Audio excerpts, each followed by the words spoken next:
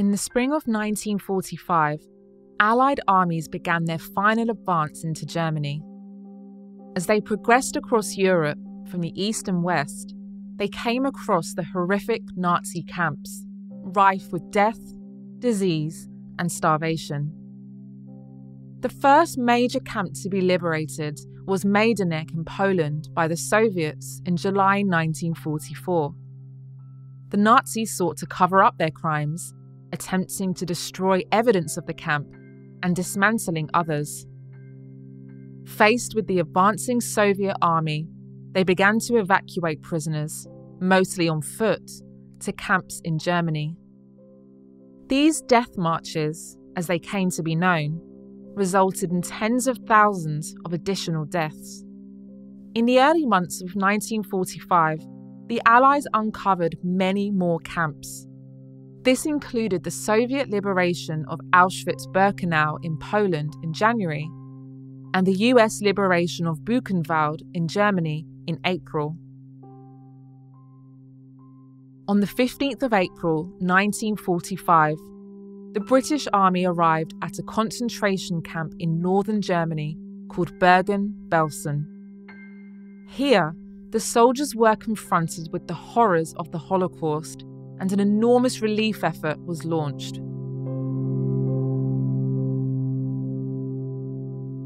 In early April 1945, 8 Corps was advancing across Germany when word arrived that the Germans were looking to call a local truce. On the 12th of April, a German messenger was brought into the Corps headquarters to negotiate the terms.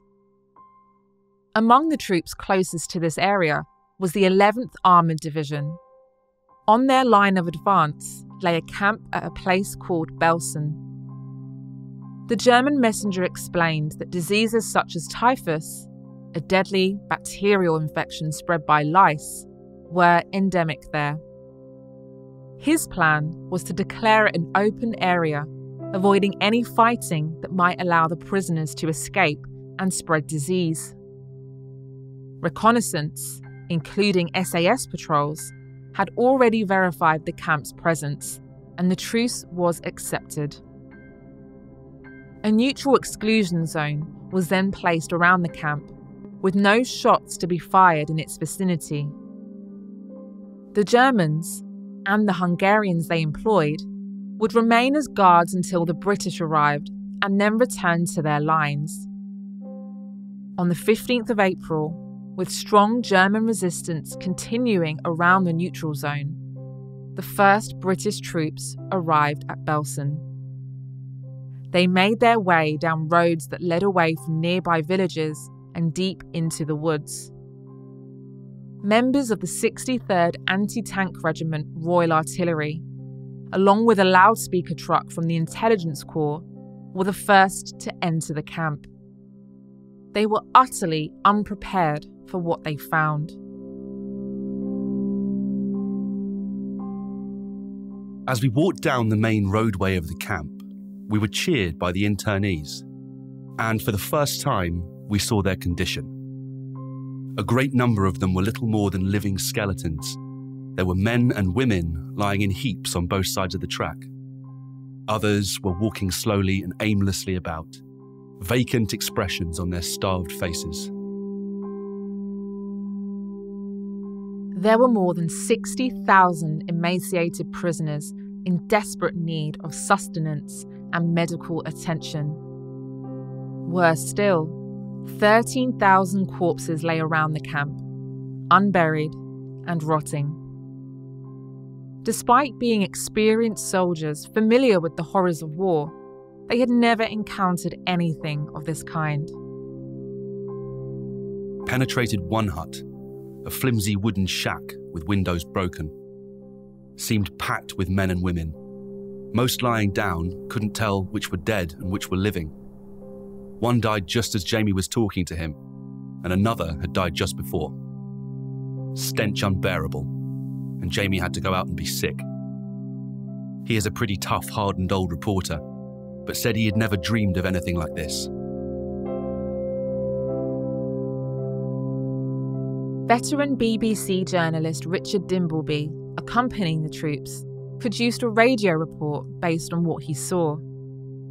Initially, his superiors refused to believe it and would not broadcast it until he threatened to resign.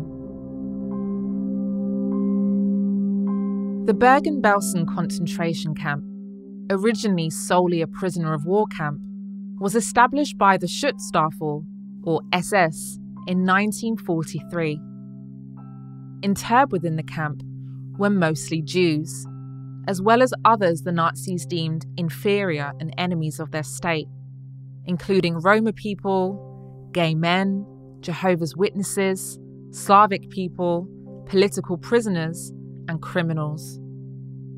There were 20 nationalities altogether, in the most horrific conditions. Many had been marched from camps further east and then simply dumped at Belsen by their captors. Additionally, there was a Soviet prisoner of war camp attached, the inmates of which were also in an appalling state. Belsen was not an extermination camp like Auschwitz-Birkenau. Rather than an organised system of murder, it mainly caused death by neglect. Prisoners died mostly of disease and starvation. Over its entire existence, 70,000 people are estimated to have died at Belsen. While still at war, the British took on the humanitarian crisis. Emergency medical aid was organised under the direction of Brigadier Glyn Hughes. Disease of all kinds was rife, and in a vast number of cases, it was difficult to tell which conditions predominated. Whether it was typhus, starvation, tuberculosis, or a combination of all three, which was responsible for the shattered wrecks of human beings who formed the majority of the inmates. In addition, every variety of disease, infection, and surgical condition was to be found to a greater or less extent. This medical kit contained some of the equipment used by Major John Grice of the Royal Army Medical Corps. It includes scalpels, clamps, scissors, forceps, a hammer, and tins of catgut and silkworm gut ligatures. Grice was sent to Belsen in April 1945 to assist with the relief effort. Attempts were made to clean up the camp by burying bodies and implementing a form of quarantine to prevent the further spread of disease among the weakened population. Aiding the living was a major task. There was a concrete pit near the first cookhouse visited, with a few inches of dirty water in the bottom. This was the only water supply we saw, and crowds were round it, trying to fill tins and jars tied to the end of long sticks. There were heaps of dead in every cage, and it was quite obvious that unless food and water arrived very soon, the whole camp would starve to death.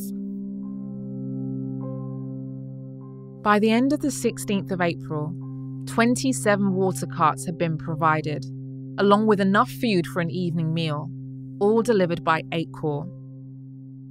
But it was not simply a case of handing out the food.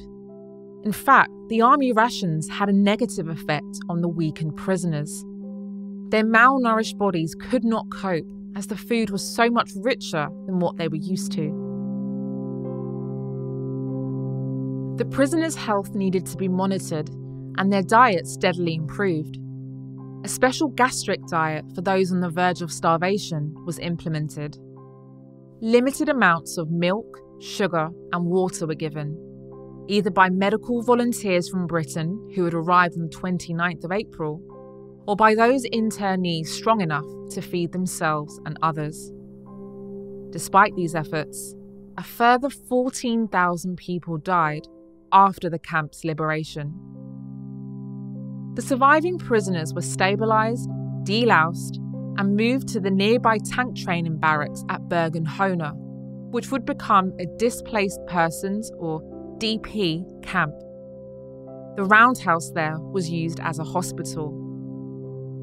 In Bergen-Belsen, the internees were registered, medically treated, clothed, and prepared for repatriation. Within 4 weeks, 28,900 people had been moved. Throughout, the army also had to organise the burial of those prisoners who had died of disease or starvation. The Hungarians and SS guards still on the site, along with other German prisoners of war, were made to help. Civilians, including the local council of the city of Celle, were forced to visit the camp and see it for themselves. They were also made to watch footage of appalling scenes filmed within the camp. On the 21st of May 1945, once the last prisoners had been moved and the last casualty buried, the camp huts were burned to the ground. Outside the camp, the British put up signs in English and German to mark all that had been done. This handwritten army record gives statistics for deaths, burials, and evacuations from the camp between the 19th of April and the 26th of May 1945. It provides some insight into the huge scale of the relief effort undertaken at Belsen. For instance, between camps 1 and 2, it is recorded that 26,666 people were buried in this period. After the liberation of Belsen, the British began investigating what had happened there. This army report was written to record evidence after the British arrived at Belsen. It includes information about the purpose of concentration camps, the nature of Belsen, and prisoner demographics. It also includes a nominal roll of SS men and women, a list of witnesses, and some witness statements. These statements shed light on the everyday brutality prisoners were subjected to. I personally received 25 strokes in the presence of the inmates of the block. In Belsen, I have seen a man beaten up for giving a piece of bread to a hungry worker. When prisoners were marched out for work, perhaps one would fall out or lag behind owing to lacking strength.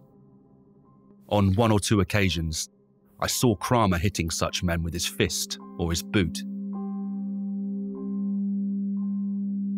Between the 17th of September and the 17th of November 1945 in Lüneburg, 44 men and women who had worked at Belsen were tried. 11 of the defendants were sentenced to death, including Commandant Josef Kramer, head female guard Elisabeth Falkenrath, and camp doctor Fritz Klein. They were executed in Hamelin in December 1945. More than 100 international journalists have reported on the trial and broadcast the evidence to the wider world.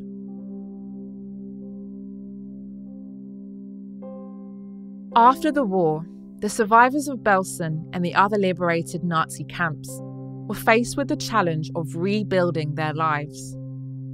Finding themselves in DP camps in the Allied zones of occupation in Germany, the survivors now had to contend with homelessness. The task was not a case of simply returning to their original homes. Many Jews found that others had taken over their houses, and the return to their countries was often met with hostility and even anti-Semitic violence. Seeking refuge in other countries was also difficult at first. No country was willing to take large numbers of Jewish refugees. Within a few years, they had settled around the world. Most emigrated to the State of Israel after its establishment in 1948. As for the British Army in Germany, it later played a leading role in administering and rebuilding the British zone of occupation. As part of this, it maintained a military presence at Bergen-Belsen, on the doorstep of the Belsen camp, for the next 70 years. After the liberation of Belsen, groups of Jews, Poles, and Soviets built commemorative monuments on the site. In 1952, the Bergen-Belsen Memorial was inaugurated. It remains to this day as a site of commemoration, education, and research.